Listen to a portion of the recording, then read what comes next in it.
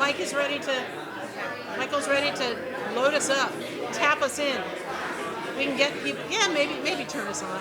Let's do that. We'll get everybody out settled.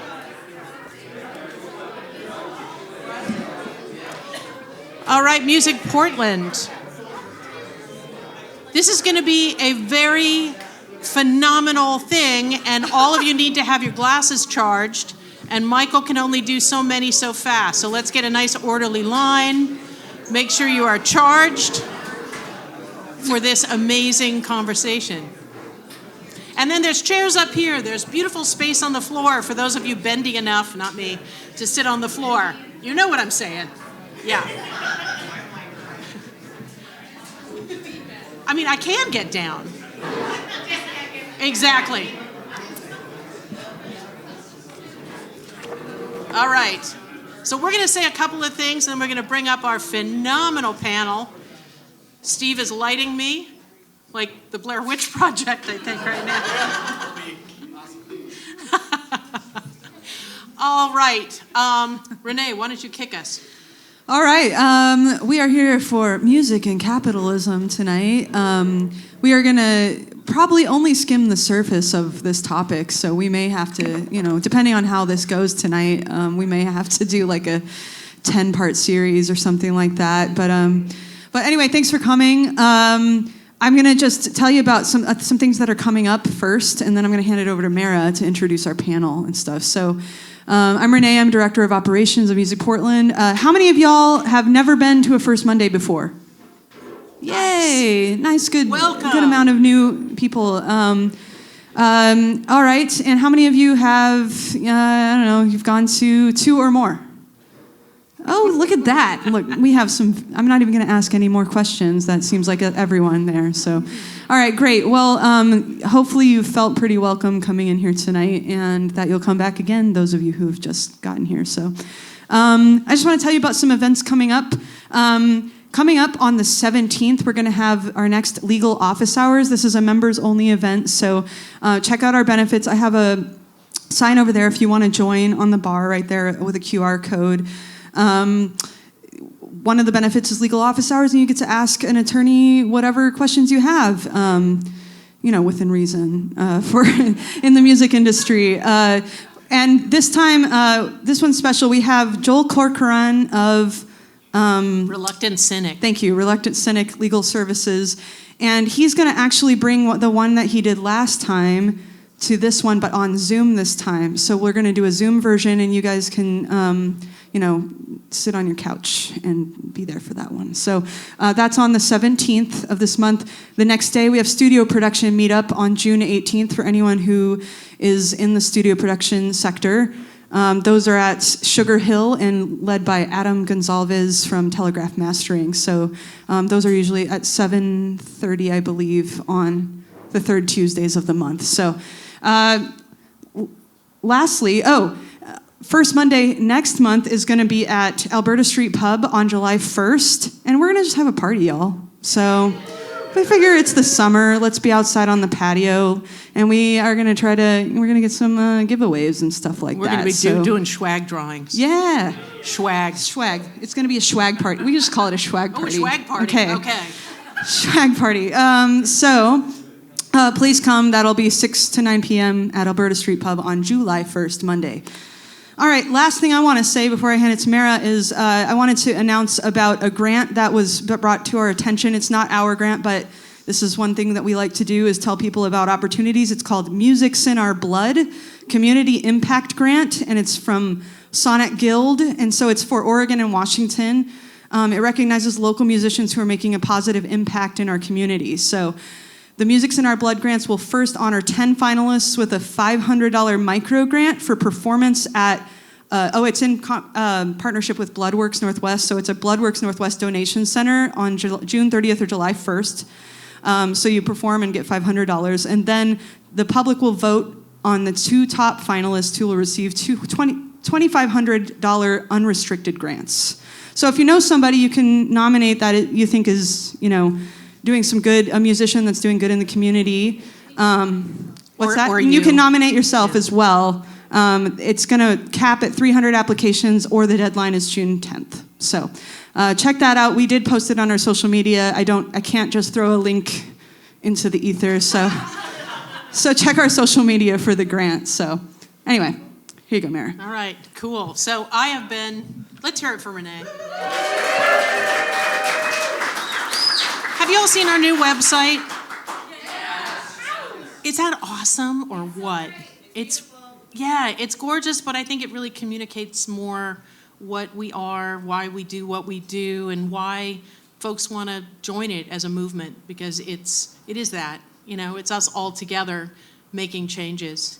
And one of the parts of it, obviously, is the performer directory, and I've been thrilled to hear from some folks that said, yeah, I got a call from like this business and they said they found me in the performer directory.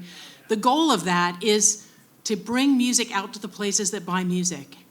Make sure that we put you out there front and center, and that we're promoting and constantly reminding these people that music is what makes Portland hum. Liz, can I share your data? Okay, so Travel Portland still says, we're not sure music is really that important. They've been great supporters, to be fair. They've been amazing supporters of some of the programs I'll talk about. But they're like, yeah, we've got you referenced in our culture section, which is the symphony and the Waterfront Blues Festival and, the Winter Lights Festival. But they don't talk about this. They don't talk about the music culture that is a huge draw for Portland, and it's really frustrating. So Liz Gabriel creates Near Here, the amazing app, nearhere.app. If you're not on it, everybody needs to be, and connected with them, and is providing data into their Near Me app. Travel Portland has a Near Me app. And she just got data that half of the clicks on their new service are all to her data about music.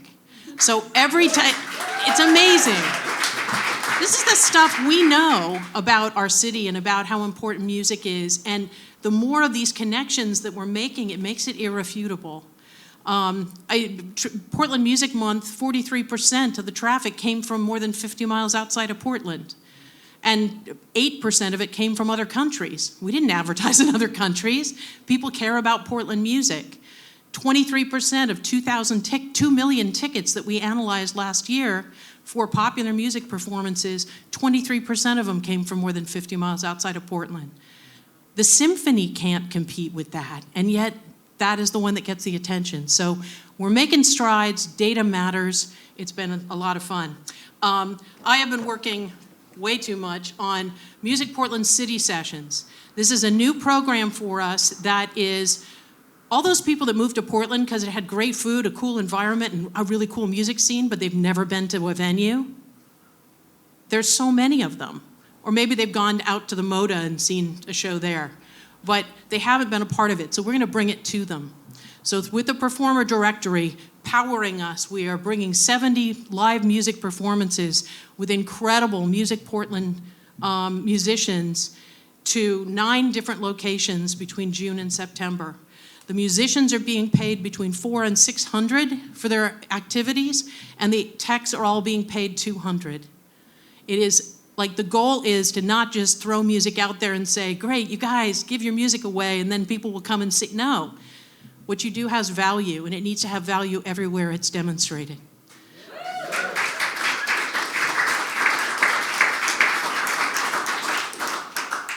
There are a couple of these posters back here. If you have a place you're like, oh, I know where that poster needs to hang to get people to do it. When they scan this QR code, they see the artists, they see the schedule, they see the sites, and they can hear the music on the playlist that Liz Gabriel and Near Here have created. So it's all really, really good stuff. Music Portland City Sessions, get out and see them too, because they're going to be amazing. I mean, just seeing incredible players out in these really pleasant outdoor spaces.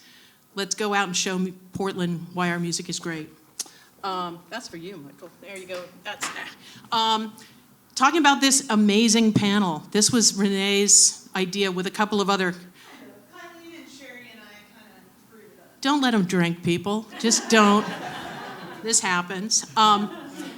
So this conversation is really fascinating. I spend my time representing this industry, and to differentiate ourselves from the high arts, or what have been called by some people the legitimate arts, we have to differentiate yourself. So I say independent music, or commercial music or for-profit music. What distinguishes us, or what has excluded us from many of the sort of cultural support mechanisms, is our tax status, or is the way that we're structured, or the fact that we didn't have a nonprofit organization in the middle representing us. So, but when you talk about commercial music, it sounds like you're writing jingles for toothpaste commercials, you know? It sounds like you are creating music because somebody's gonna buy it. And that is not what drives Portland music. I think in a lot of sort of big industry towns, it is what drives it. The sort of creative act is very connected to the commercial steps that come later. You know, if you do 1, 4, 5 and the 7 thrown in Nashville, you're on a track, you can get somewhere. In Portland, I think what motivates us as creators is it's different. It springs from some other place. And I think that we have fans that are kind enough to let us do it and still show up at the early show and go, yeah, that wasn't quite there, keep going, you know? It's an ecosystem that allows and supports that, and that's what we're fighting for. But I think the conversation needs to be had, what is music and capitalism? We are part of a thing. This venue has to make money to stay open. MusicPortland needs members to be able to actually do what we do. There's a difference. You know, where is it bad, where is it good? That's what's going to be discussed here. And I'm thrilled to introduce our panelists. Jenelle, are you hiding? She's left the room. She's like, I don't know you people. This is scary. No, the good news is this is Jenelle Etzel, who currently runs Living Room Realty and was a great supporter during Portland Music Month, but she is also a punk rock musician and runs the Joy Punk podcast. Jenelle Etzel, who is going to be leading our conversation, and I can here. If you just grab one of these for now, I'll be bailing. So we have Cheri Jamison, who is on our Music Policy Council, but kind of is a great resource for us because she straddles both the traditional arts and culture community and the popular or commercial music industry. She's worked extensively in both, and she's kind of this person that's helping us to understand the differences and the commonalities as monetization has made us all much more alike. And next we have Kyleen. Kyleen, come up. Kyleen is the creator of our incredible new mental health resources on the new website. So it's incredible. If you haven't looked at the mental health resources, there are doctors' listings, there are all, it's an amazing resource. It's really, really cool. And it's part of this story. Like, how does it feel to be valued on some other metric? And then last but not least, I'm going to bring up Bim Ditson, who is our amazing sort of keeper of the faith in the music community here, former mayoral candidate, and just has done a lot of thinking about this. We were supposed to have Sarah Clark. She had a family thing that came up and contacted us and said she was really sorry she couldn't be here. She was all wired for sound, but she has thoughts too, so we're hoping to get maybe some of that written down in one of our blog posts. I'm going to step away and leave it to you, Jenelle. All right, well, thank you. Thank you. Thank you to Strum Guitars for hosting tonight. It's fantastic to be here. This is a neighbor. Our headquarters is just a few blocks from here, so it's great to be in the neighborhood. Yeah, a big thank you to everyone that's coming in for these conversations, that we're a part of a community and that we want to connect and we want to have really important conversations. So thank you for being here. So I want to we'll start with the largest and hairiest question, and I'm actually going to toss it down to you, Bim. He actually expressed interest in wanting to take this on, so we'll let him take it. But how tonight should we be thinking about the definition of capitalism? Yeah, I brought it up because it's kind of an impossible thing to have this kind of conversation about unless we frame it. And I'd like the way that I would frame it, and it's okay if this is something that other people disagree with. This is like my view of it, and I don't think we can get a better definition than people's views of it. But my view is that capitalism is a lot smaller than we might be thinking of it as far as its necessity in our economies and the way that it actually operates in your life. Mostly capitalism is a couple of steps above everything that we're doing. And what we're doing is actually commerce and activity. And so what we use money for is to transact or to assess value of activities that we've done. So like when we produce value as an artist, like say I use my money to pay an engineer to record a song, I put that song out, that song generates value. No capitalism has happened in that occurrence. That's just me producing value in the world. That's been happening since before there was even money. So I think it's good for us to just think of capitalism as a part of it. It's mostly the investment part, and it's mostly the part of the economy that does none of the activity. So like the capitalists are the people who don't do any of the work, and they just decide what kind of work we do because they have money first. So I think that helps us imagine a world where we don't have the type of capitalism that we have, but we do still have a lot of the benefits that we usually attribute to capitalism wrongly. And those benefits are economies, the ability to transact, and the ability to generate value. So that's my framing. I appreciate that. Did either of you want to add to that at all? I do. I'm Cheri. I want to just put the caveat out there that I don't think any of us are economists. And no. so all of this is very much like coming from a personal perspective and our own like furiously studying before this panel. But so the definition I've been running across is that capitalism is an economic and social structure that a lot, particularly our Western culture, engages in. And depending on the country you're looking at, there are varying sort of knobs of degrees of capitalism and sort of like the free market to these sort of social benefit programs. And I think the U.S. sort of lands in this like sort of 75% capitalist to 25% social welfare kind of range. So it's a hybrid, and most countries are hybrids, and those dials change depending on what the policies are. But it has to do with, so capitalism is having to do with the private ownership of production and of goods and services. So meaning that private citizens like you and me can own businesses and engage in commerce versus in like communism, where the government is more fully in charge of the production of goods and services and what's being allowed into the economy, if you will. So with just sort of that's how I've learned, starting to frame it. Whether that system works or not, I think is kind of the topic of tonight's And who it conversation. Works for. Yeah. And Cheri, while we have you, I would love for you to talk a little bit, help us kind of define the difference between commercial, for-profit music versus nonprofit arts and culture. Yeah, so, and I want to thank Mara for sort of introducing this, because I feel like there is a little bit of a misunderstanding, maybe just depending on what sort of worlds we live in.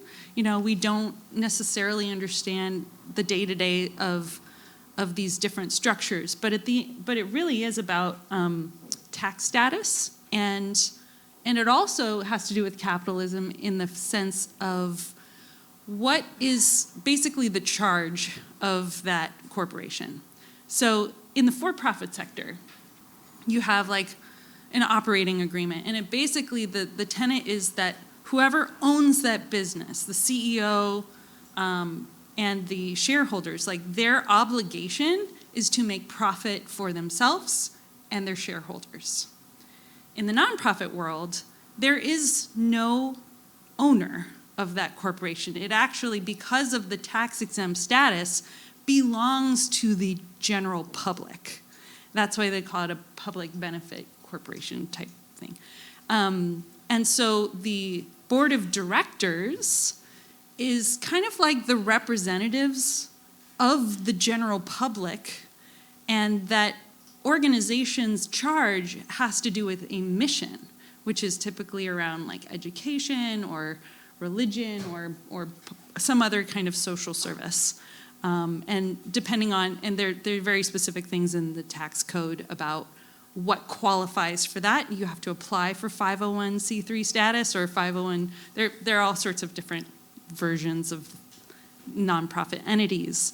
And there are also different versions of for-profit entities. You've got, LLCs, you've got S Corps, C Corps, all the legal stuff that goes on. We're a B Corp. Exactly, and B B Corp Corp, is S Corp. a little Yeah. bit of like a in-between where maybe not all of the organization's efforts goes towards enriching the shareholders and the owners. So again, but at the end of the day, it comes from this philosophy of capitalism where we are all trying to make our way and survive in this structure, in this environment in which we find ourselves in, to feed ourselves and our families and our housing, house ourselves and take care of ourselves and each other. And it's just a matter of like how we go about that and sort of what the intention is behind it.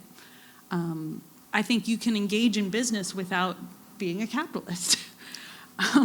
But it is an environment and I think a culture that we have to name because it influences all of our day-to-day interactions and how we go about our careers and how we go about our businesses. So I'll leave it there. So this question would be for any of you all, but how do you think being successful in a capitalist system affects different genres of music? Do you see it impacting different genres differently, or is it something you think of differently based on where you're coming from and your background? I got an answer for that. I think success under capitalism for a pop star means more, and for a punk rocker it means getting arrested. No joke, though. I mean, it really is to what you were saying about it being a system of ideals, not just of legal structures, but of norms. Then if you're existing within a system of norms that you disagree with, depending on the extremity of your disagreement, then your expression might be illegal. And you see that with Pussy Riot or with different artists who have come into conflict with their government's laws just for their version of expression.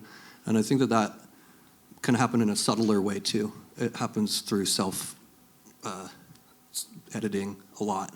And like that, we see that often with kind of like the main non-moneyed version of that capitalist ideal would be social media numbers, needing to always grow and get more and more and more, even though what you're producing on that website is not at all what you're engaged in producing as an artist. And so all of a sudden you're chasing a thing that's not even what you are interested in doing.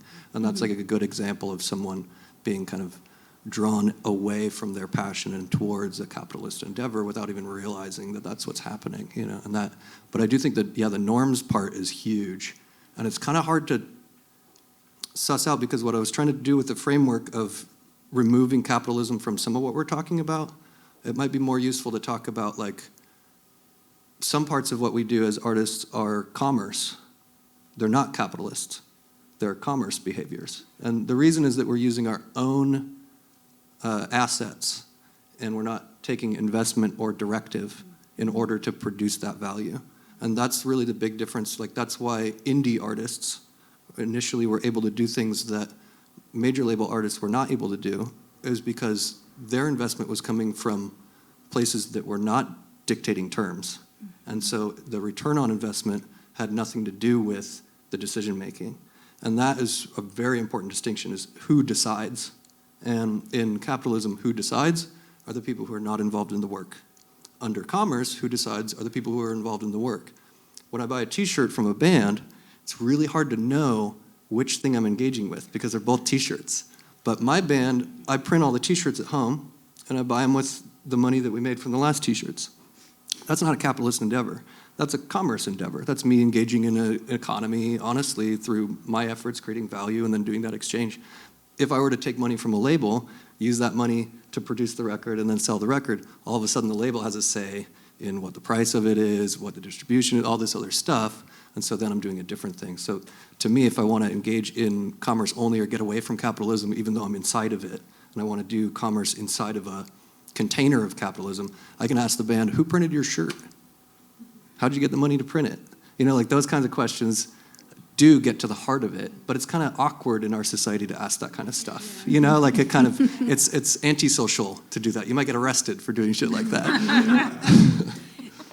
Kyleen, I think this question would be a good one for you because as someone that's often holding a violin or a fiddle, I'm wondering if you have thoughts about, do you think there's a perceived class difference depending on the music that you play? Like, you know, oh, what do you play? Violin. Oh, but that kind of violin. There's definitely a lot of assumption when you tell people what you do, what instrument you play. People will have an idea in mind already. Usually people just don't know how to ask the question. But within musicians, just amongst each other, there's definitely a noticeable status hierarchy based on what part of music you participate in. Like I would argue the punk aesthetic is one that says like, now fuck all this, we do it this way. And people in the symphony look down at everybody else and say, we're better than you. We've played, you know, instruments for 10 hours a day our entire lives, so we have more value than you. There's those kind of things. But my frame that I'm bringing that under is the social work lens. So I wanted to say this about capitalism, that I'm looking at capitalism from a systems of privilege and oppression perspective, right? Yeah. So under capitalism, status hierarchies are a natural part of what you're looking at. There's people who are privileged and many, many, many more people who are oppressed under that system. So those hierarchies are inherent in a capitalist system and they extend into the music business, but the subtle differences in the music, like genres and different avenues of the music business are less, I think, impactful than the overarching status hierarchy that comes from systems of oppression and privilege. Hell yeah. Do either of you want to talk about that a little more? I heard a hell yes and I just wholly agree. I mean, that's the most like solidarity producing answer I've ever heard, and it's perfect. Yeah, I mean, that's it. It's like the tragedy of small differences or whatever. You know, it's like the only reason why we're punching each other is because we're the only people we can reach. Yes. And like, we gotta start getting up higher, you know? So that's, I love that. Yeah. Well, and I think this would be a great moment to sort of throw it out to Chris from AFM Union, because the labor movement is a huge part of capitalism, and I think it's important to bring that into the conversation as a voice, if you're willing to share. Like, what's your question? Well, it's like So in capitalism, there's sort of this triangle of power, right? You know, at the top, you've got the investors, you've got management, you've got folks that are, you know, have sort of gotten to a certain level of power, and then you have the sort of the technicians, the day-to-day workers, the working class, that are often like scared for their jobs. And I think the power of unions is when workers come together and for bargaining power, to fight for their rights. They're in the Industrial Revolution, you know, unions came together to fight for better working conditions, higher wages, and that movement is still happening today. And AFM is a huge part of that for our community. For those of you who don't know what AFM stands for, it stands for the American Federation of Musicians. It's the musicians union in this country, in Canada. So Cheri, what you were saying about, you know, we live in this capitalist society, whether it's 75% or whatever. most of us have to rely on our jobs to survive. And so when you rely on your job to survive, you can be pretty fearful of losing your job. And the person who employs you has a lot of power over you as an individual person. So unions are a way to push back against that inequality by banding together. And in doing so, over the years, workers in this country had a lot of victories, both with employers and also through the government, to pass laws that give us more power and protect our rights. Yeah, I mean, unions are a force against capitalism in this country in that they are a way to fight back against the people in charge at the top who own the means of production, so to speak. And it's a way for us workers to claw some of that back. Because otherwise, the value that we create just rises to the top. People who own everything and don't create it. And this is a really good time to regain interest in the unions because it's kind of a movement with the great resignation of 2022 and everybody trying to unionize, like Amazon and different companies have people springing up, showing interest in unionizing again. And it's an important thing for us as musicians to pay attention to. It's a really hard conversation that I've had with many musicians in Portland. And if there's anything to capitalize on, it's the interest in unions right now and try to get more power that way, in an established way that has historically been effective. Yeah. I think, I have one little thing to add, one bomb to throw at that, all of that, which is, I mean, and to preface it, first of all, we don't have the Portland that we know and love without unions. We're a union town, period. Like we have been forever, that's Port Town, you know.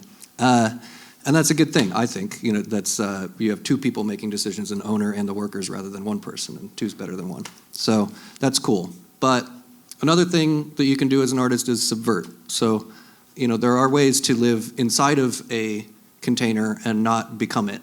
And I think it's important to do both. I can chew gum and walk at the same time. You know, like I'll go picket with Burgerville workers, and the next night I'll hide my income.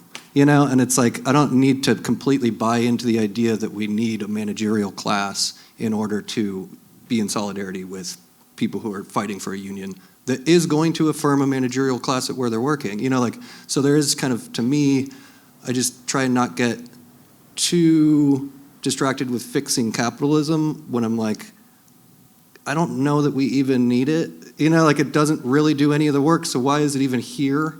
And so I'm just kind of like always trying to remember that we don't have to just do the stuff that's going to work. Sometimes it's worth doing stuff that doesn't work in order to just like experiment with new futures and envision a world 300 years from now that has more opportunities than the one 300 years ago had when it produced capitalism. Absolutely. You know, so. And one of the benefits is capitalism is doing that to itself. Yeah, right now. yeah, exactly. And yeah. we're watching it crumble it's on gonna itself. Collapse under its own weight. Yeah, because it's very short-sighted and selfish, and that is not sustainable in the long run. What's hard and sustainable is cooperation and everything else that we're talking about right now.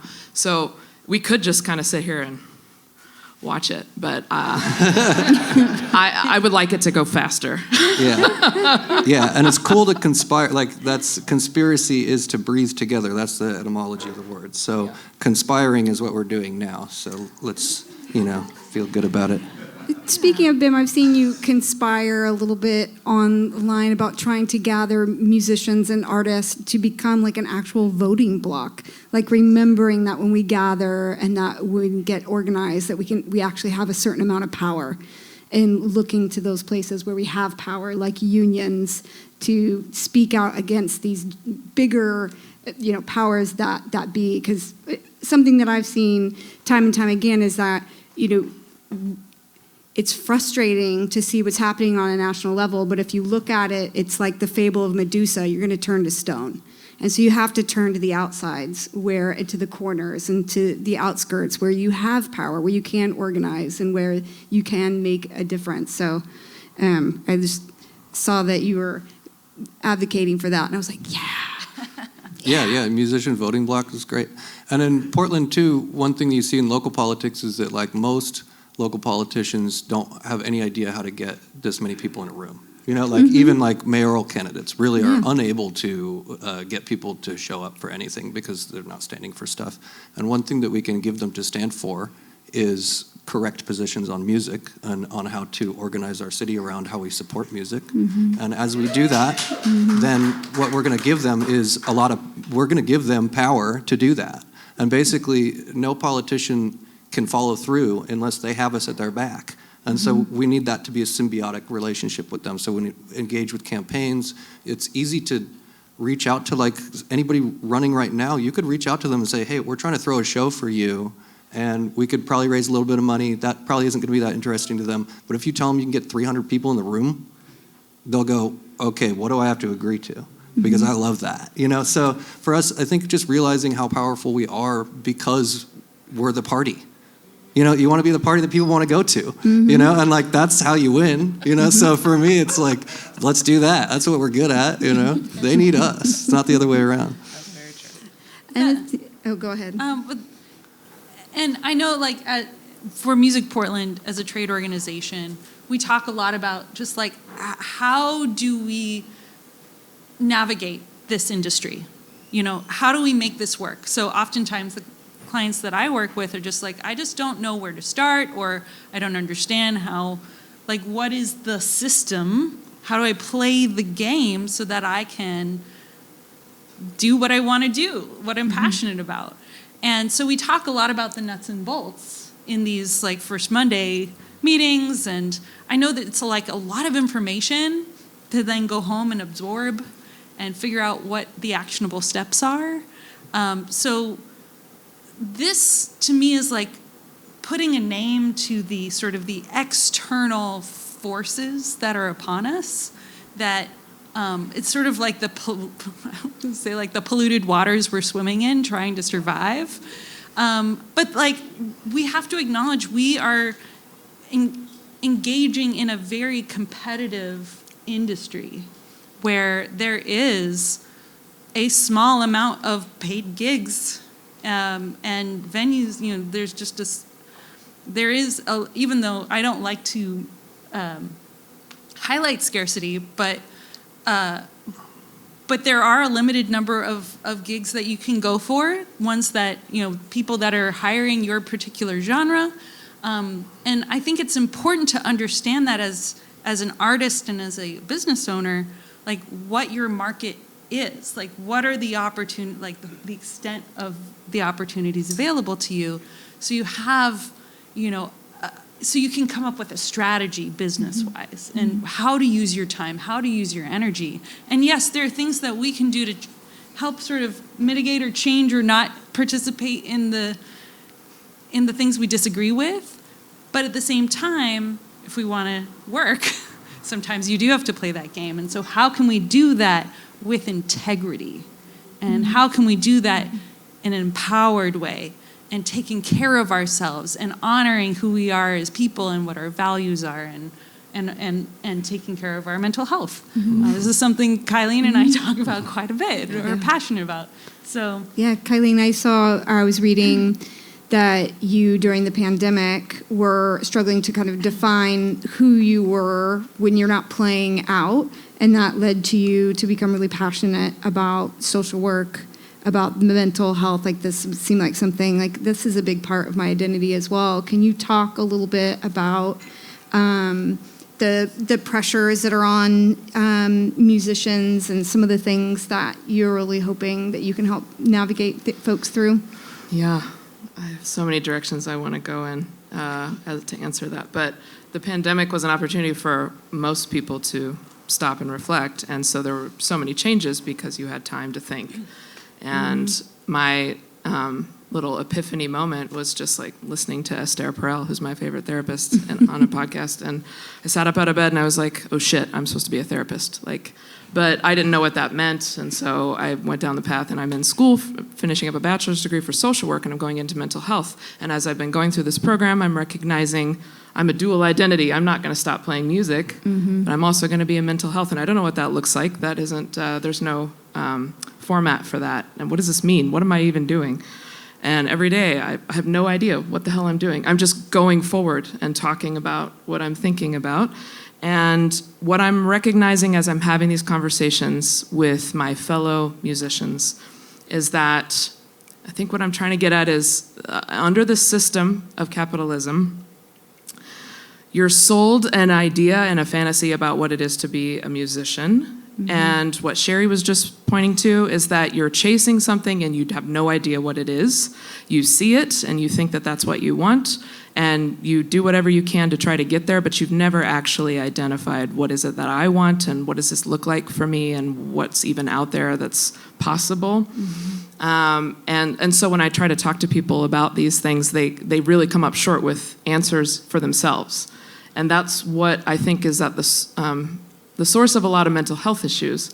Is because you have an expectation, or you think you're supposed to be rich and famous and have all this money, and because you're not, you are less than, you have no value, your worth is less, all these people are better than you, and you suffer, and you don't share that with anybody because there's a stigma around mental health and there's a stigma around talking about it. And especially as musicians, you're not supposed to complain about your job. You are lucky to have your job, and you love your job, and you cannot say anything wrong or bad about it ever. And so this is where I'm finding the source of struggle is an unidentifiable thing has told us what we're supposed to be. We're not that thing. We're suffering. I don't know where to go from here. And that's what I'm facing right now.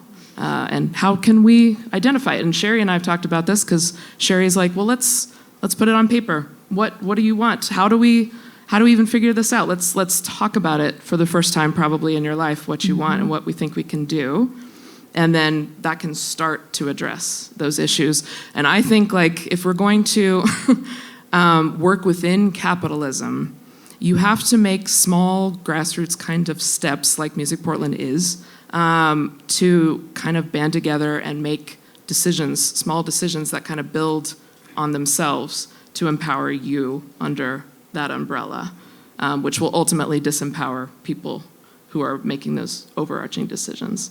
I realize I'm kind of scattered in that answer, but I'm scattered in thinking about it. It's a lot of different things to think about. Big topic. It's a big topic. Big topic. Yeah.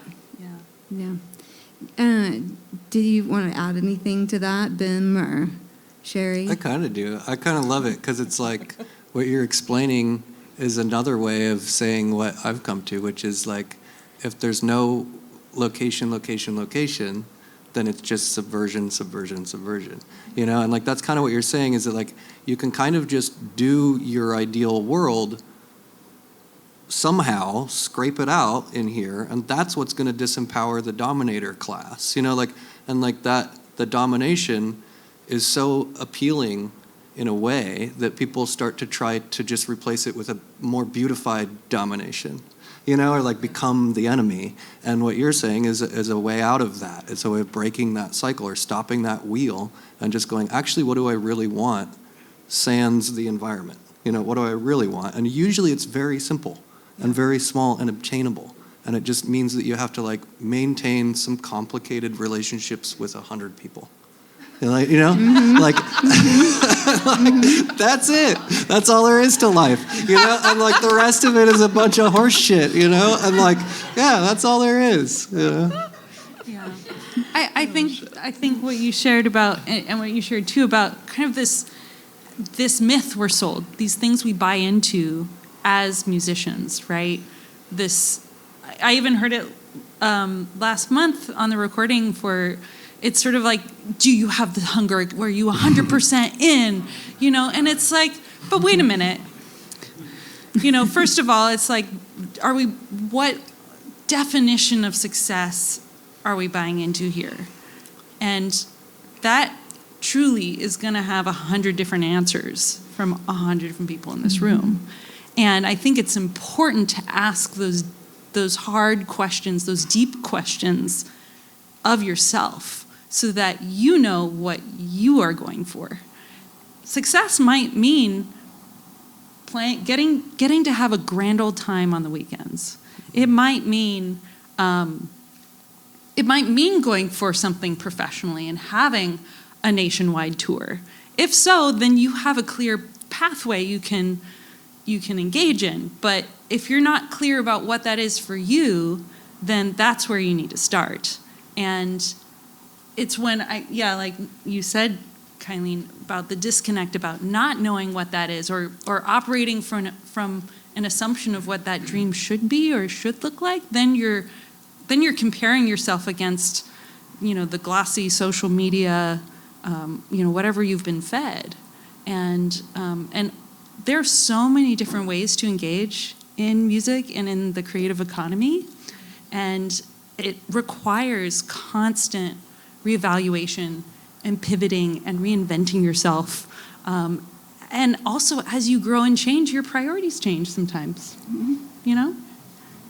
If a child comes in the picture, if you decide you want to buy a house, like, priorities change, and that's okay. And I don't think that's something we talk about enough. And back to this idea of navigating the 100 complicated relationships, making it all work. There's an abundant amount of financial strain that can often come. With any endeavor where you're self-employed or seeking these things. And how do you find that your clients manage the financial strain? Or for you, Kyleen or Ben, how have you managed to balance that inside the 100 complicated relationships, and also having the energy to create?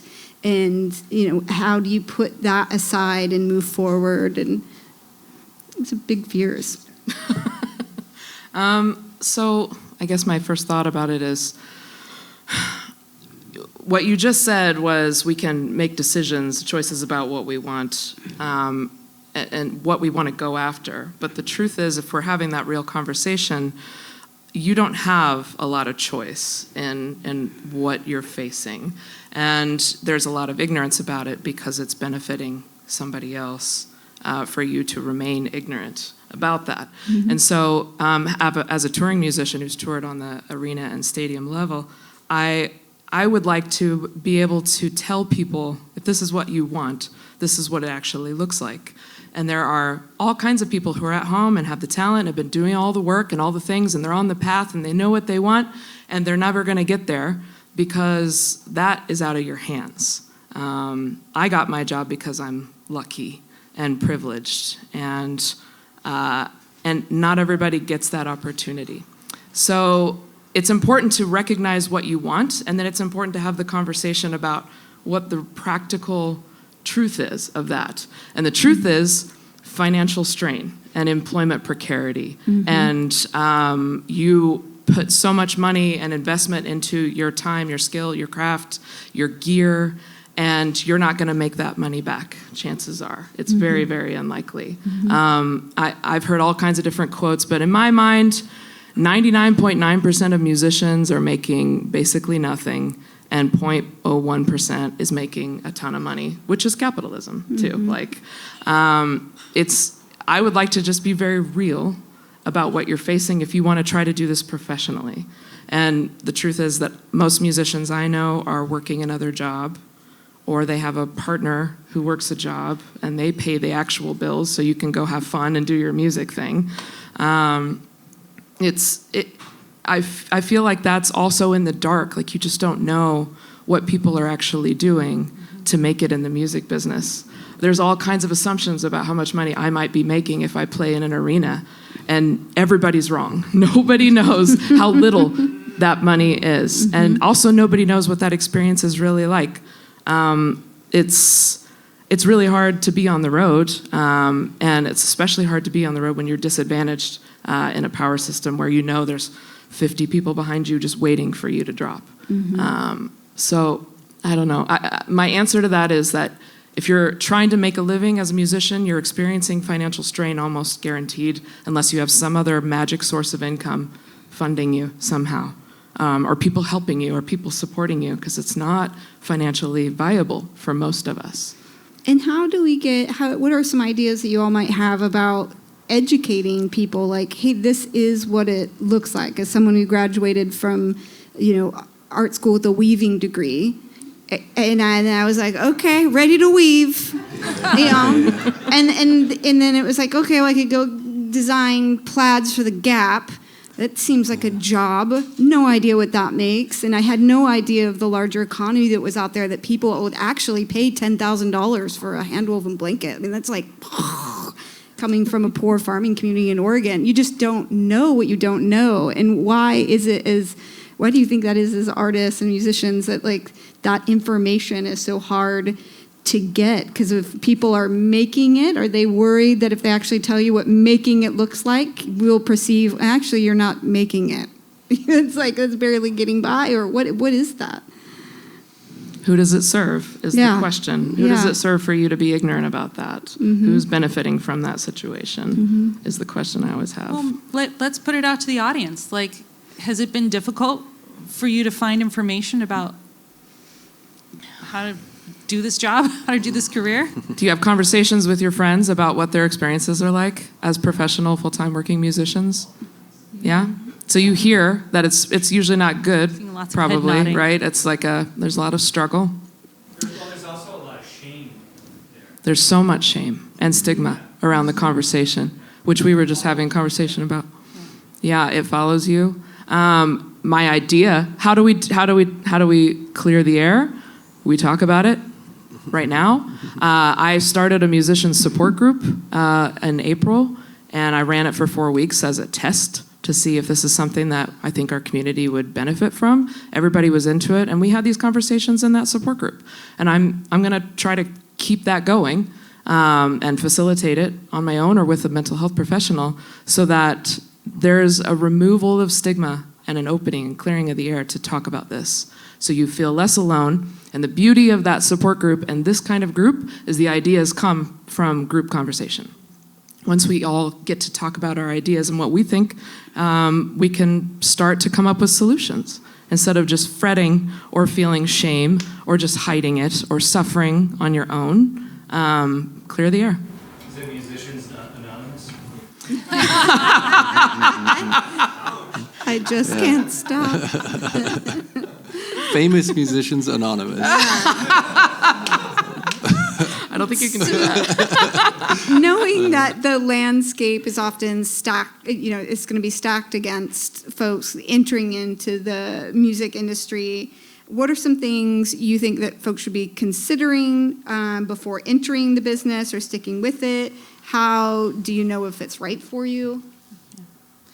Well, I think this is an especially complex profession, partially because creative expression is a universal human need. Mm-hmm. And therefore, we shall always have music. We shall always have art.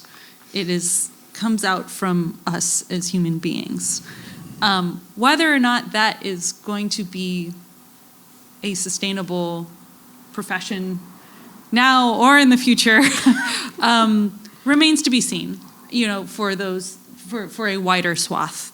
And so it's really, I think it comes back to like really asking yourself, what is it you want? I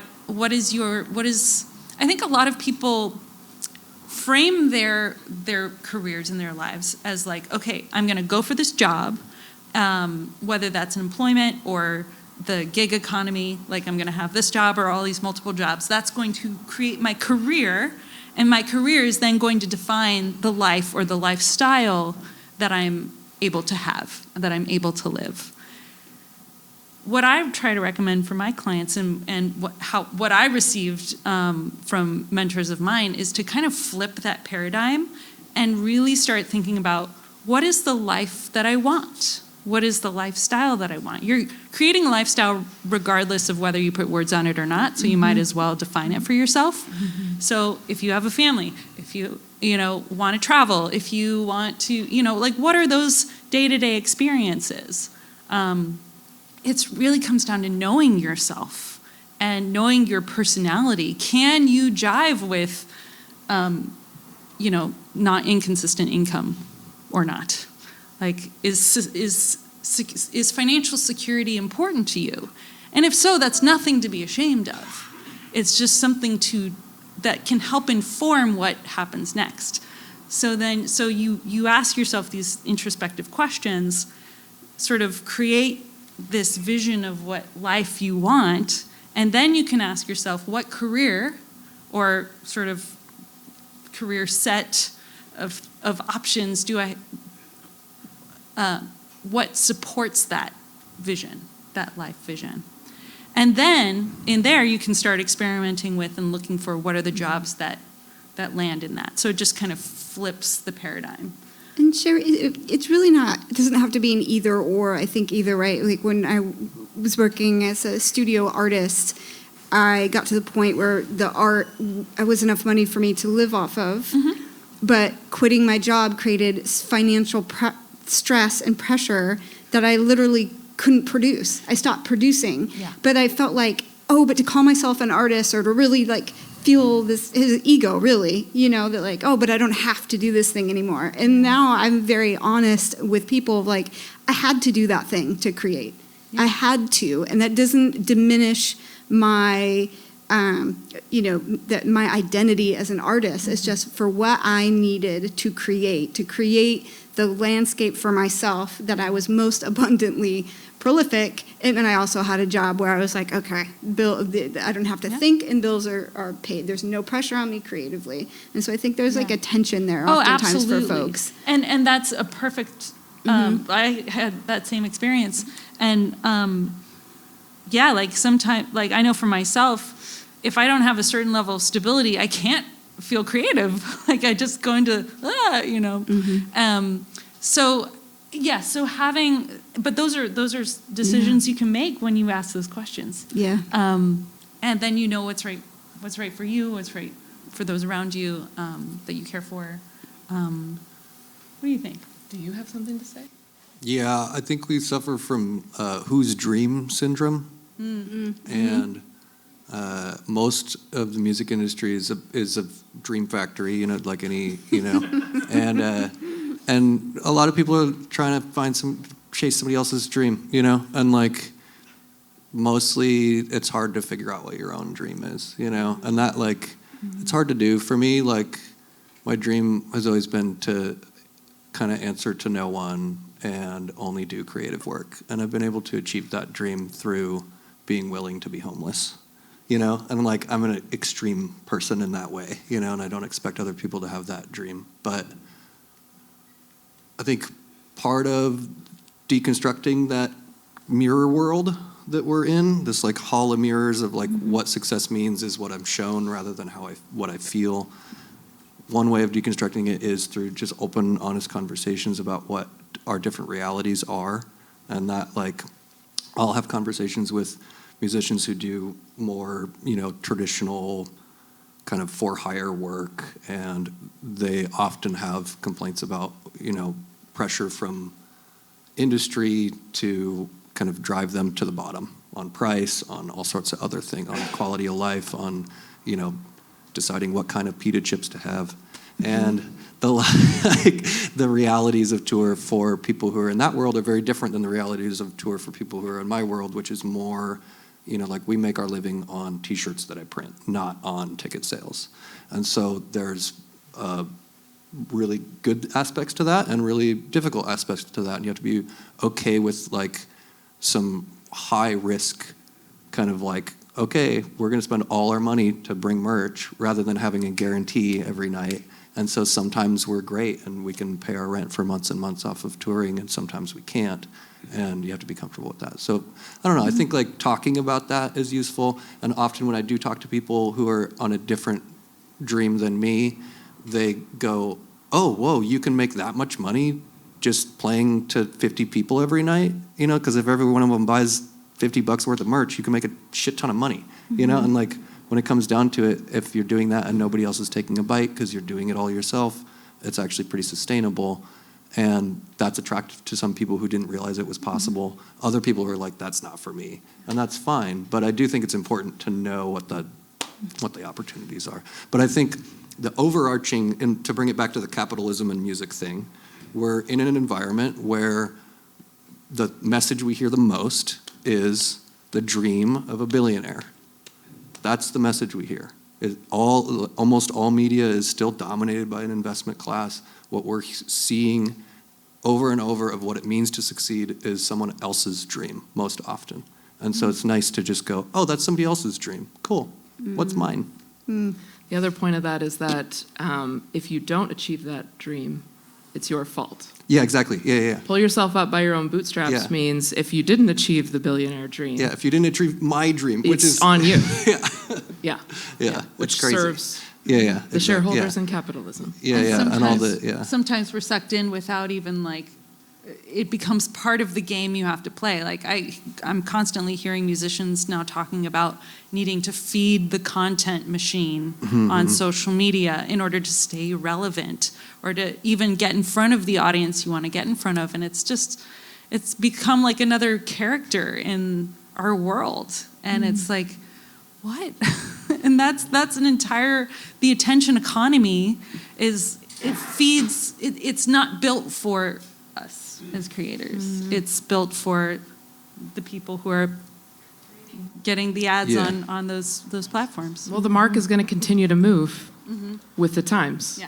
AI is going to change the game. Like you're always trying to chase. You're always trying to keep up with whatever you need to do to try to sustain right now, which is why I'm always interested in other solutions like guaranteed income that provides a basic needs income for people, especially creators, so that they can pay their bills. Because the truth of capitalism is, if you don't want to be homeless, there are certain costs, right? There's a cost to your house. There's a cost to your car. There's a cost to your health insurance.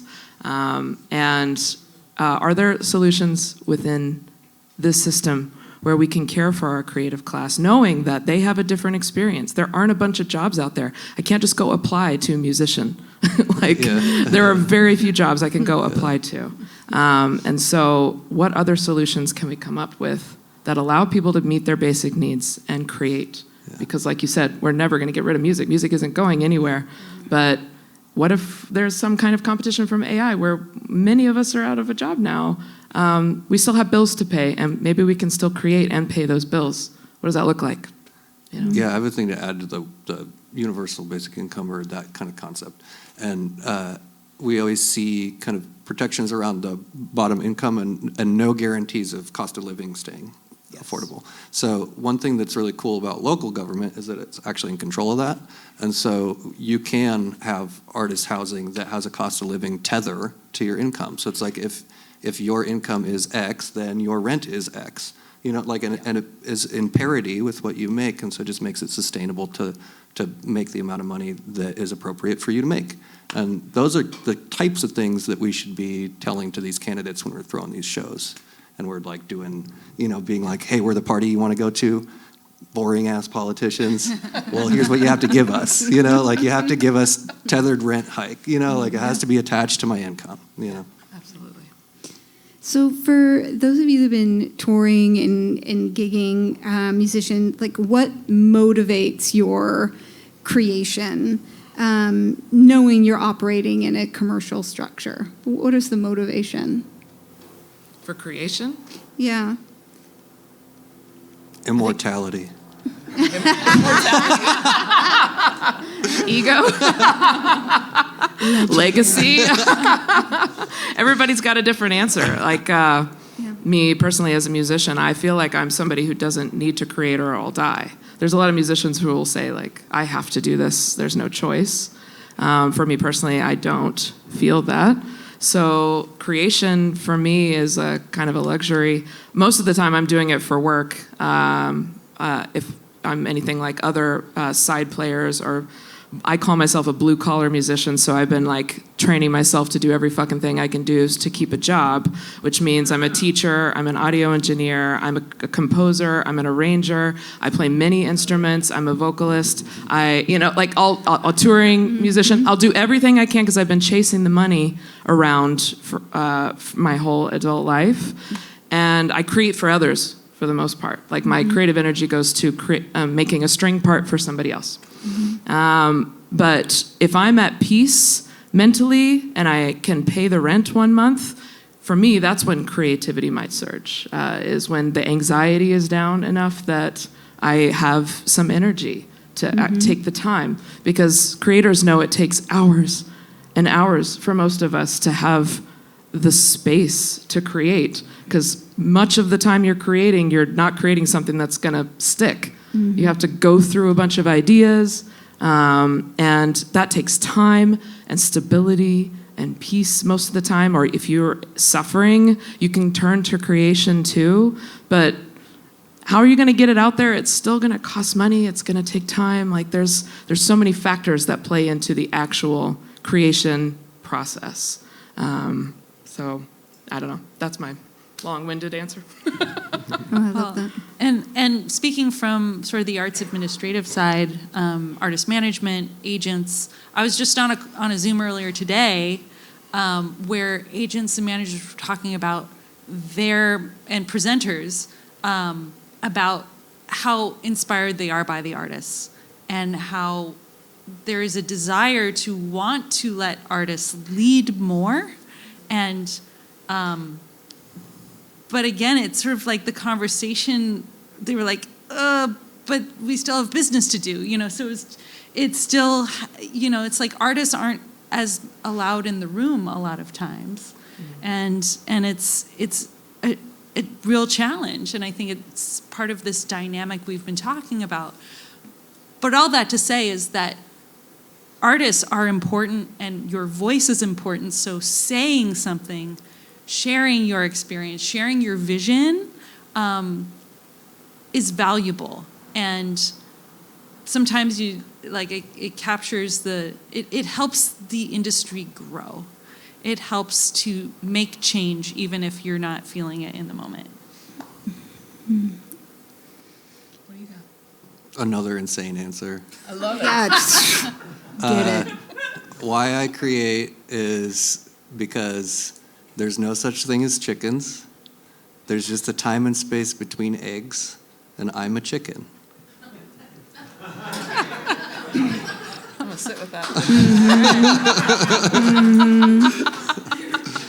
Yeah. Oh, we're thinking about that tonight, like 3 a.m.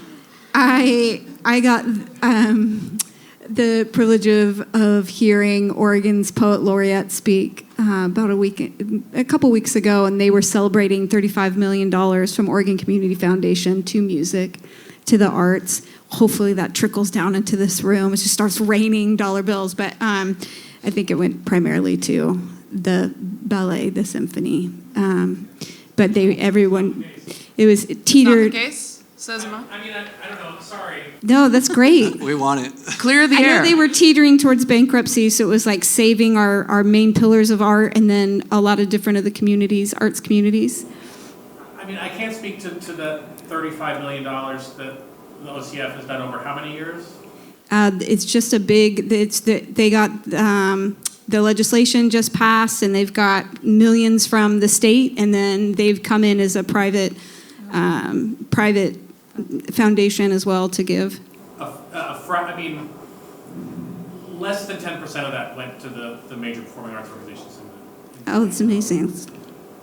Which some of us get a little sensitive when groups like this feel like they're kind of shitting on those organizations. I understand where that's coming from, but also you have to remember that those organizations are the ones that actually pay a living wage to their musicians. Yeah. Like actually hire them and provide them with full-time or regular employment at a good wage. And benefits. And benefits, yeah. So they had Oregon's poet laureate speak, Anis Mujgani, and he said there he said, why I'm an artist is that it allows me the space and permission to figure myself out. And I just thought that was so beautiful, because that is a motivation, as we talk about motivations, just to have that. And a lot of this conversation is about that, like just figuring yourself out. And you both have been saying, ask yourself the question. The work of an artist is really to figure yourself out. And I'm wondering, as you look at each of your arts, is it a business? Do you consider yourself a business? 100%. Nobody else is doing it for me. Yeah. I'm like I said, I listed all the things that I do just for music, but anybody in this room that does music will tell you every other job that you have to do as a self-employed musician, which includes, all the fucking tax shit. Of course, like, you're supposed to manage your brand. You're supposed to create a brand and manage that and do social media shit. I don't do any of that. I'm a different kind of musician than that. But it's a full-time job of plus, like, goddamn communications, just like texts and emails. Like, I kind of miss the day before the iPhone. Like, you are basically responsible to respond to texts and emails at all times now. And if you don't, you might miss out on a gig, which I've heard a number of musicians tell me, like, a great opportunity comes in a text or it comes in an email and they don't respond and then they miss the gig. Like, you're always on, right? Like, every day, all day, you're managing your own shit, and there's not a lot of support for self-employed artists. Yeah. I think there's actually a lot of power in claiming yourself as the owner of your own business as an artist, because then you are claiming that you are investing in yourself, you are investing in your business, you can become a student of business and understand, like, how what you've already all the investment you've already put in, as you talked about, like your gear, the time you spent, your education, all the time you put into keeping your craft up.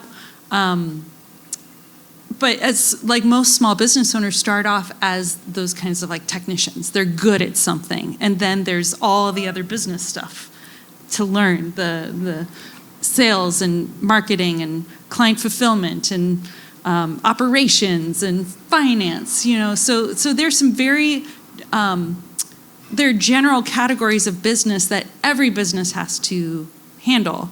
And so in a way, it kind of takes the mystery out of it, because you can still apply it to the music industry. It just has different terms, and but it's the same general process. And so if you kick up your business skills and you learn and you teach yourself, then it will serve you for the rest of time, regardless of whether you apply it to music or some other business. And I find that personally very empowering. I find I've many times looked back on my own career as I've went in, as a textile artist, and then as a musician, performing musician. I was laughing because you're talking about the money you're making in gigs is from silkscreening T-shirts, and I was like, the most amount of money we ever made in gigs, I played a bluegrass band, was playing chicken bingo, where chicken had shit on your number. And you win the money, so I'd go around, and really the business I was in is selling raffle tickets for a chicken shitting, so that I could support me playing music, and then to go on to found, I run a real estate company now, property management maintenance company. We have 130 people in the organization, and I'm like, the whole time I was doing business, but business was never talked about when I was in the arts world. That no one was telling me that actually the number one place for me to learn business is going to be negotiating my contracts late at night in some strange Nashville bar. Like, that's when you're going to know, like, your negotiation skills. So it's just interesting. It's lovely for me to hear all of you say, yes, it is a business, because I just felt those two worlds need to come together, or if there was some kind of training, all of these things as musicians and artists that we need, that somehow it seems like, oh no, business is over here and the arts is over here. And it's like, it's the same damn hustle. It is, though, a different mindset. Like, the sort of the frame of mind you have to be in to create is somewhat different from when you're in the business, put on the business hat. And I hear about this from artists who are self-representing all the time at some of these conferences, where it's like they have to sort of compartmentalize a little bit in order to sort of stay sane. But it's doable, and there are ways to navigate that. And I think organizations like MusicPortland can help you learn those skill sets and support you in the journey. Yeah, it's interesting. I mean, the music industry used to be the business side. That was the people wearing that hat. And, you know, I'd have a manager and a booking agent and financial person, and that's the people who did all the business side of music. And then that all got kind of blown up with streaming and essentially streaming. It's Google's fault. Yeah, you know, YouTube blew it all up. And that, because the advertisement is the product, now it's a much more complicated business. If when you saw a McDonald's billboard with a burger on it, it gave you the flavor and feel of actually eating a burger, they would go out of business.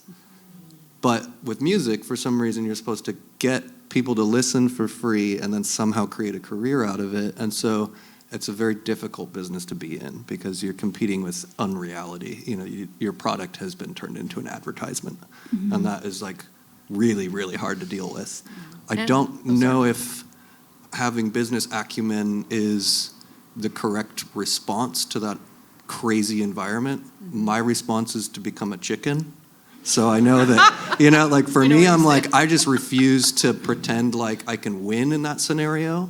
And so I instead have oriented my life around being able to tour for 3 to 6 months a year and afford to do it doing other art that's more productized. You know, like I'm a jeweler, so I can make money doing jewelry because there's no streaming a bracelet. You know, and so like I control the means of production, I control the price setting, I control all that stuff that makes me empowered as an entrepreneur or whatever.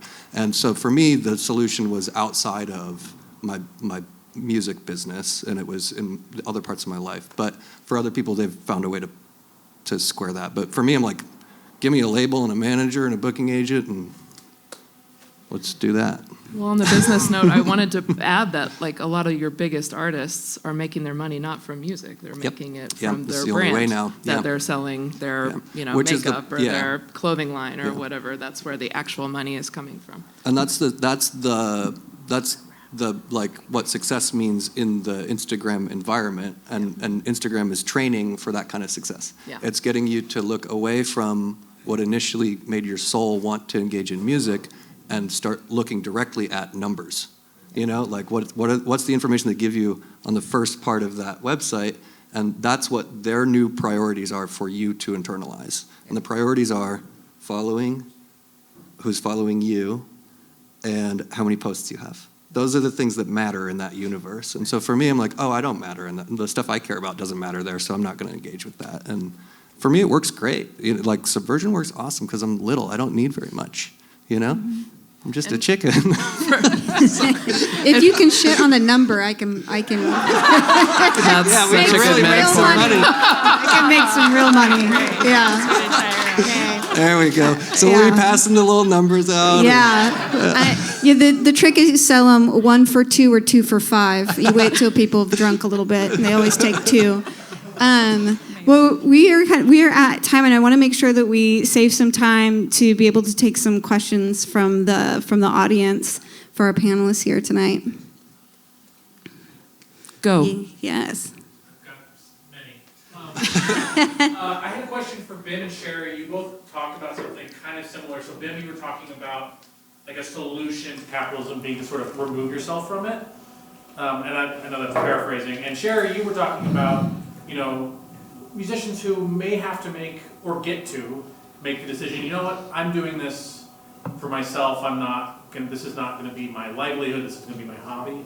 And I want to ask you both, how the musician that makes that choice, how they should interact with the rest of the society that they're still in, that is still a capitalist society. And what makes me very nervous about that person is if they get, say, offered a gig by someone who's going to make money off of the value that they create at that gig, right? And they, because they've removed themselves from capitalism or decided it's their hobby, say, you know what, cool, I'll play it. I don't care. You don't have to pay me because I'm not part of this system. That person's still making money off of the value they create, and them removing themselves from the system drives the value down. Yes. So how are they supposed to interact with that? You're supposed to read the room. I think, no, I get what you're saying, but I think there's some assumptions being made about behavior based on the ideology that I laid out. And like, the ideology is essentially that in order to get to my ideal world, I have to start interacting with my kind of less than ideal world in a way that is going to create some friction. It's going to be a mismatch because I want a world that's different than this one. But that doesn't mean that I'm going to sell out my buddy and do, cheap shit. Like, essentially, the way that I interact with promoters in Portland is highly aggressive on fees. And I do set a high standard for when we're going to do shows in a formal setting. The kind of competitive option that I present to them as why you should pay me to do this instead of me doing something else is that we'll go do a generator show under a bridge and the 300 kids will go there and nobody will make fucking money. And so that's really like the way to compete with it is not to compete with it within its container, but to actually create new opportunities that are in competition and putting up against for consumers, potential ticket buyers. They can choose to either play within the container or outside of the container. So you have to produce environments and opportunities that are outside of the like kind of agreed on play place in order to engage in this way. You can't just cross your arms and go, then fuck it, I'm gonna play for free and that'll, I really despise that approach of dragging everybody down in that way. And you do have to, that's part of solidarity, is to go, okay, what do artists need to make? Even though I don't buy any of this, I do need to lock arms with the people who are trying to succeed within the structure because it's fine for me to have a different worldview than them. They're still musicians. And also, and like we always say, the best or the worst show you'll ever go to is better than the best Walmart you'll ever go to. Yeah. I have much kind of a similar answer. Like, I feel like solidarity and I think there's a difference between hobbyists who are ignorant of the professional world and those who have been part of the professional world and then choose a different path. And I think if we do know what the situation is for our peers who are continuing to go down that professional path, then it is an integrity for us to stick with that. And whether that is referring someone to a paid gig that you might be offered, or asking around and choosing a fee that is appropriate based on what the going rates are. I think there's a way to do it in integrity, but again, there are, I think because of the system that's been set up of like, oh, you have to sort of accept any gig or play for exposure when you're first coming up is the thing that actually is bringing a lot of those of us who have developed our skill set to a certain level. That's the challenge, because capitalism points to getting the lowest cost of labor possible, and we have to collectively support one another who are in the professional world. My answer to that is everybody that you work for tells you don't tell other people what you make. Yeah. Tell them what you make. Yeah. You want to change the system, if you find out what the other people are making, you're going to get mad real fast and things change really fast. Yep. That's been my experience, but I don't know if that's the right answer, but that's what I think. Tell people what you make. Yeah. Yeah. Question over here at the bar. Yeah. Oh, yeah. That was a really interesting discussion. Thank you so much. Everyone on the panel was super good. I had a thought when you were doing it, and it kind of comes in question, I promise. One of the things that I was struck by everyone's comments was that in terms of when you're making music, when you're doing the thing which is making music, you're not alienated from anything. You are in that moment. It's the thing. I think, as you said, the value is the value of the thing that you're doing, not thinking about anything else. The problem comes when you sell it, when you sell your labour. And that seems to be the connecting factor to mental health problems. There was a lot of discussion about people feeling that, like, oh, you have to have another job, or maybe you have to be a business, or maybe you have to be this thing. The problem itself is capital, right? The problem itself is this economic system of competition, which you have, most people here have to sell your labour. And that includes musicians, right? So maybe back to your point is, okay, so we know that this thing is not alienating. This thing itself is the thing that we all want to do, right? Whether you're professional, you're amateur, it gives you the feeling of life, the feeling of connection to other people. And it's all the other stuff that disconnects us. As soon as we go into that sphere, it disconnects us. So the bigger question is, how do you emphasise that just for the sake of it creation, right? And maybe how do you create solidarity across the other thing to combat the alienating aspect of selling your labour? How do you do that? And maybe you disagree with me. Yeah, I mean, with a magic wand, what you would do is you would make it so that every venue and every manufacturing component and every distribution component for music was collectively owned by every musician. That's what you would do. Instead of owned by people who are not interested in music, who are interested in profit. Like, all the conflict is coming from that problem. And one of the things, you know, I play in a pretty aggressive hardcore band called Help, and we do generator shows. And when I talked about punks being arrested, that's not a joke. Like, our approach to music and doing a generator show, what that is it's a political act that's saying we are refusing tonight to engage in capitalism in order to do music. And instead, we're offering an opportunity for people to engage in something else to do music. And it works perfectly. And it's one of those things where otherwise, we book a venue.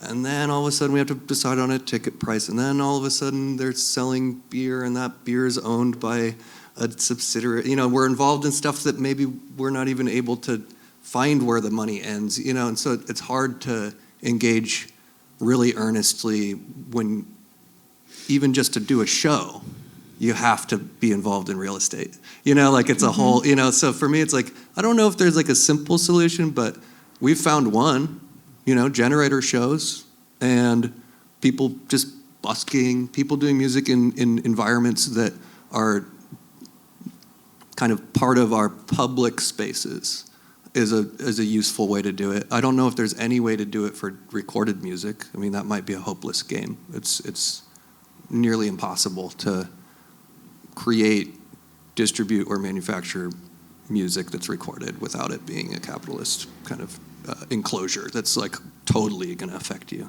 So I don't know, magic wand stuff or generators, that's all I got, yeah. Magic wand would be nice. I feel like what you're pointing to is the strife that you're experiencing because you're participating in this system and because capitalism has a say in your value and your identity. This is where the suffering ultimately lies. Like, I can't pay my bills, I'm not good enough, right? Like, they coincide. And my thought about it is what I've already said: musician support group, education, talking about it, like putting it out there and connecting with people about it. A support group does wonders for your mental health and self-esteem to just even talk about it, first of all. And like I said, with education and with communication, connection comes solution. And so I don't know, while we're waiting for capitalism to die, there are probably things we can do within that. And I would love to know everybody in this room's ideas, because let's not wait. Let's do it right now. You know, I got my ideas and I said them, but I want to know your ideas too. Anybody? Oh, you had a question, right? Yeah. I don't remember what my original question was, but I'll come up with something on the spot now. We do need to think about time, I'm really sorry that Sarah Clark wasn't here, because a big overlay on this whole thing is that it's hard for musicians. It's harder if you're not a white. That's right. So there's a whole overlay. Maybe we should do another one on that. But Absolutely. just, I didn't want the night to go without saying it. Yep. Yep. Absolutely. Yeah. So I guess a thing that I think about a lot. So Cheri, at one point you said creativity is like a human need, and you were talking about that. So I think a lot about how in current society we don't really let people grasp the identity of musician unless it's work a lot of times. Mm-hmm. Like I've always had a day job, but to me, my identity as a musician has always been more important to me than how I've been paying my bills.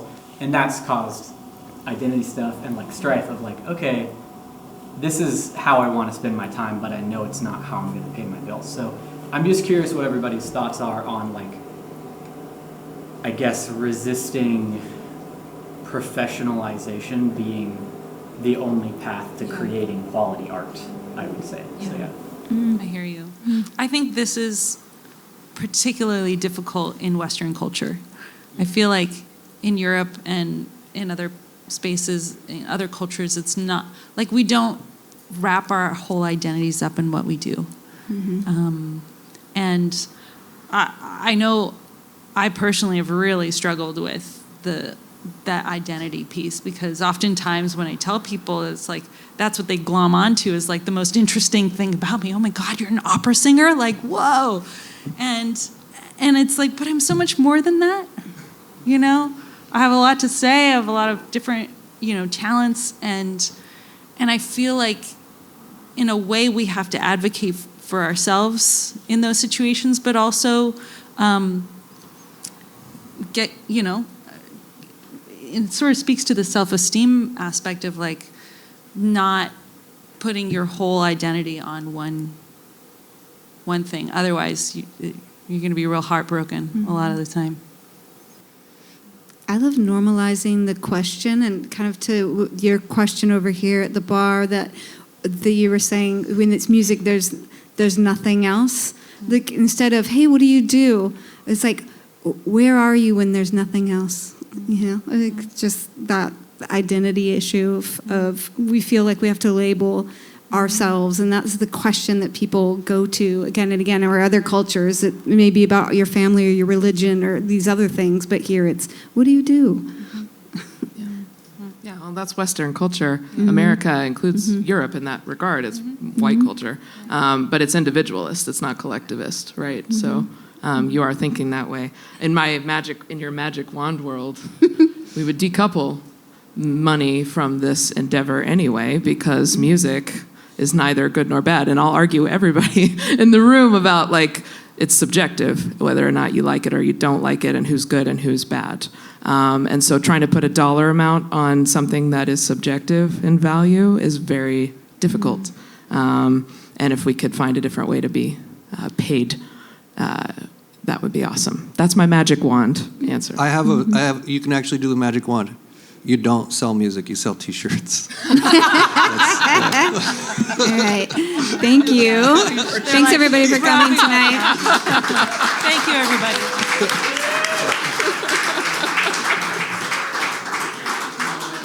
I feel like this is a good time to say two things. One is, if you're leaving depressed tonight after this conversation, we do have a therapy directory. That is actually specific to the music industry that Kyleen has has gone out of her way to. Not just me. I'm going to give credit to Dana, please, at the AFM, who's the president of AFM. This was her idea, and they had already had a mental health resource directory in place. So the AFM and Music Portland came together to make that directory happen. Right. Yeah. So check out our page. It's musicportland.org/mental-health. So, and the directory is on there.